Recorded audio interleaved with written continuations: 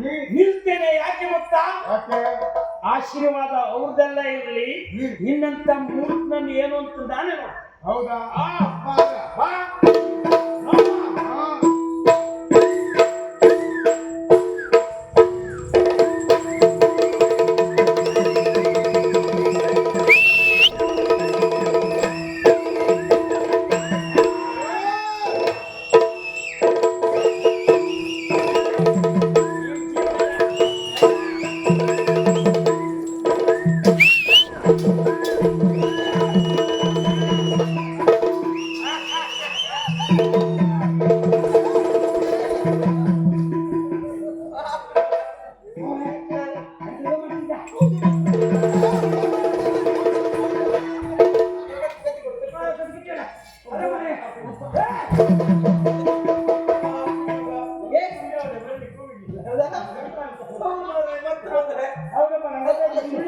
ಹಾ.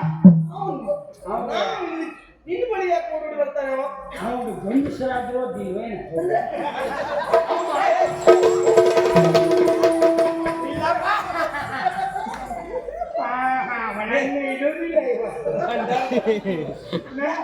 ಕಾಪಾಡ್ಕೊಳ್ಳುವ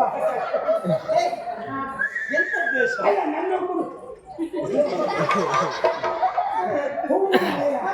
ಅವನಿಗೆ ನಿಂಗ ಬೇಕು ಆಗುದಿಲ್ಲ. ಇತ್ತೀಚೆಗೆಲ್ಲ ಜೋರುಂಟು ಮರ. ಇದೆಲ್ಲ ಹೇಳ್ಬೇಡ ನೀನು. ಏ ಮಿತ್ರ, ನಾನೇನ್ ಭಾವಿಸಿದೆ ಗೊತ್ತಾ?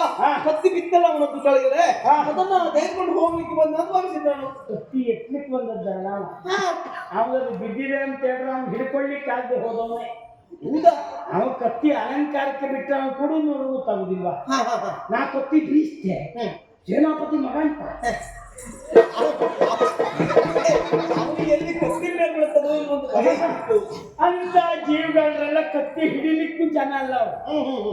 ಆದ್ರೆ ಏನೇ ಆದ್ರೂ ಓಡಿ ಹೋದ, ಮರ್ಯಾದೆ ಉಳಿತು. ಹೌದು. ಈಗ ನೀವೊಂದು ಕೆಲಸ ಮಾಡಿ. ಏನು? ಪಾಪ ಹೋಗುವ? ಎಂತ ಹೋಗುವ?